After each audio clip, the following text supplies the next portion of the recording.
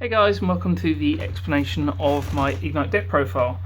I probably won't be going into all the cards properly, so if you want to see what's actually in it, go to the deck profile. I'll link it below and it's on my channel. But if I get into it, the way that it is at the moment is it is just streamlined to see Torrent's Throws, see Royal Magical Library, and then make 86. And that's basically it. Like it's designed to have really good first turns, and then after that you sort of just try and pendulum to do more. But the problem is that the Igknight deck core itself is massive, and if I go into it, it's because you want to open 3 Ignites every single starting hand, because if you open 3 Ignites, that means you can go, okay, I'm going to set the scale, pop, search another one, okay, set scale again, pendulum back the monsters I'll just use to search, and that's a really good play and it's solid, but it does mean you need to run a massive core. So okay, you want to see 3 Ignites in the starting hand, so it makes sense, let's run 3 of every Ignite. So okay, that's 18 cards straight away, and they're all monsters. So okay, if I'm going to do that, then oh, it's great. Why not run 3 Summoner's Arc? Because that's going to search out Margrave and Gallon. And then, okay, let's run Rota because it's going to search out all the other ones. And that brings us up to, 24 cards. And if you're going to do that, then, oh, why not run 3 Upstart? Because then you're going to see everything else quicker. Which then brings you up to 27 cards. And all of those activate as magic cards. So why not plus like hell and run Royal Magical Library?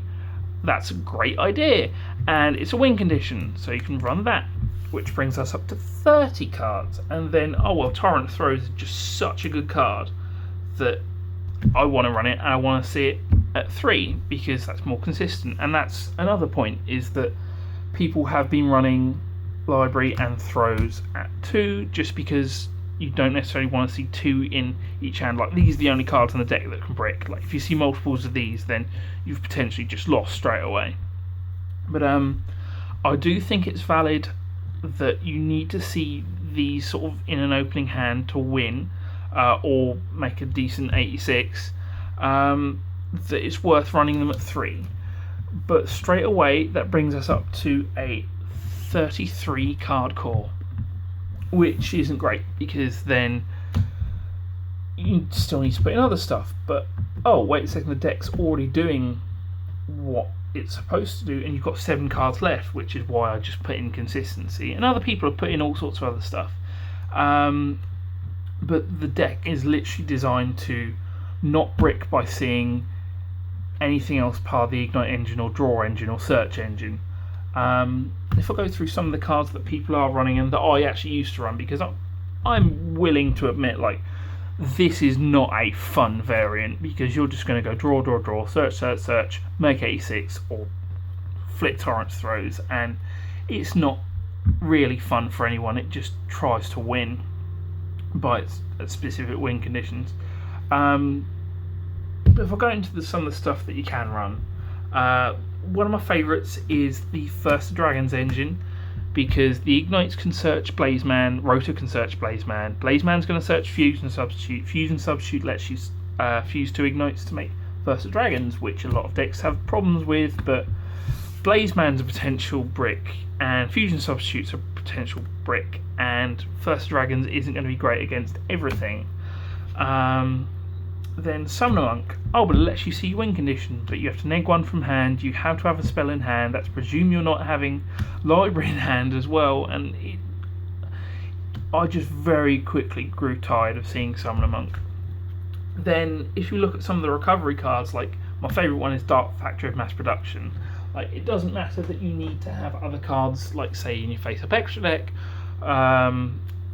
like for Pot of Riches, or that Rescue Hamster lets you just take stuff back straight away and get another counter on Library. Dark Factory lets you choose to take back a scale from Graveyard, which is massive when you're trying to recover, because even if you want to try and plus off it, you just make it Excalibur, Detachment Excalibur, then you get 2 cards back to hand to do more stuff with, and it's just the one I prefer the most.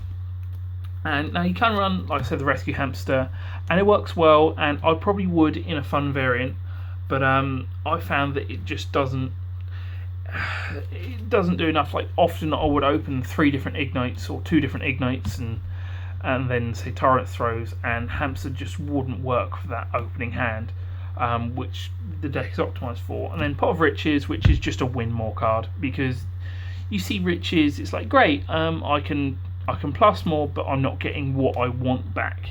And you can cycle through the deck a bit more, but in the end I just didn't like it.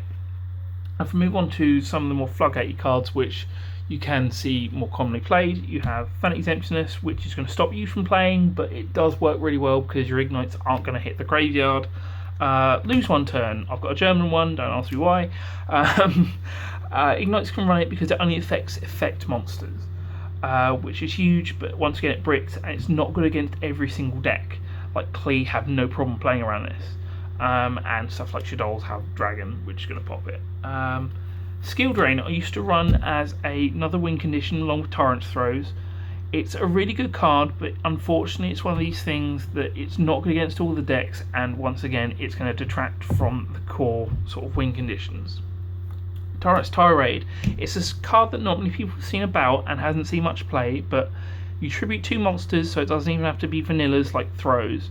But neither player can activate monster effects on either field or in hand, which is massive against Neklos, which are still huge. But it's more of a side card than anything else.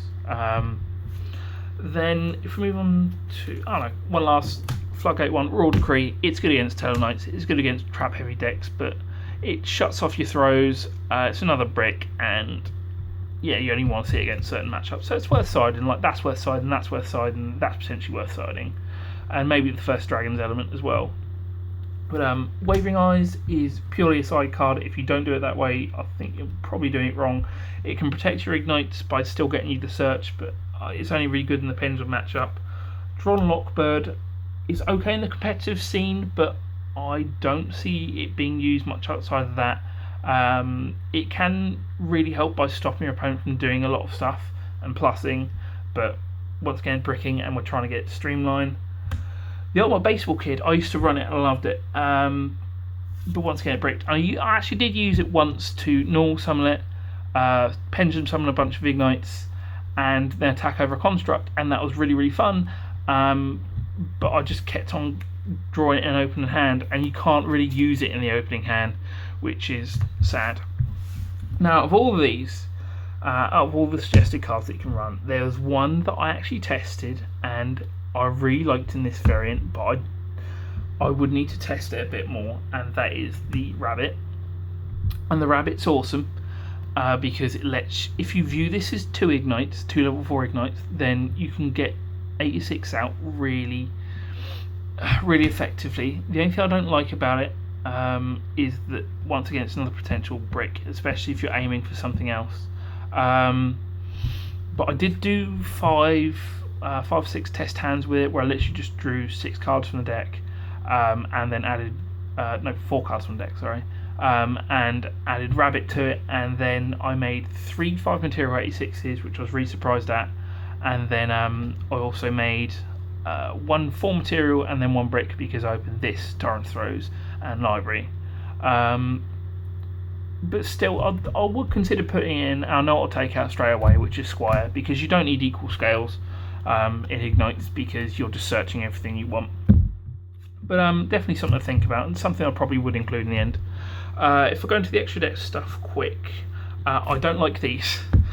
They don't really win that much against Shadows and VA. They can really shut them out late game if they're not going many resources in hand, but they've just been breakthrough'd and Pukamooned and Rageki'd and Darkhold too many times for me to really deem them that useful.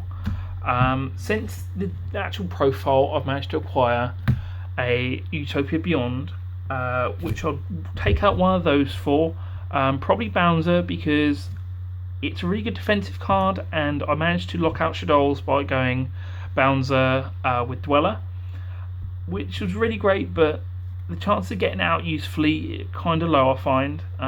It's good against certain decks, bad against others, so maybe not, but Beyond does definitely belong in there because Beyond like just allows OTKs.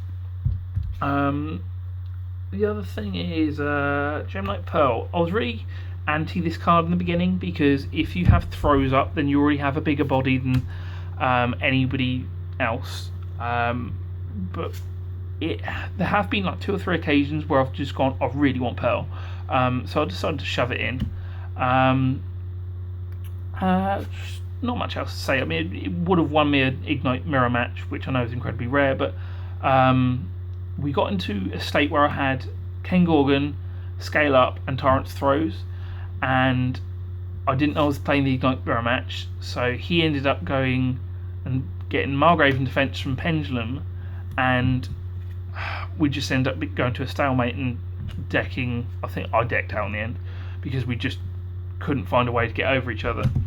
And then the last thing is my choice of rank 3 Zenmaines.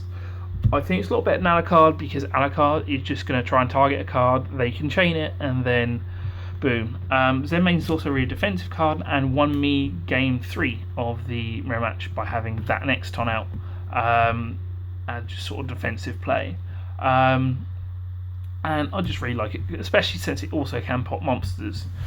Right, that's the profile done. If there's any other stuff you want me to talk about it, you can put it in the comments. But apart from that, thank you very much. Bye.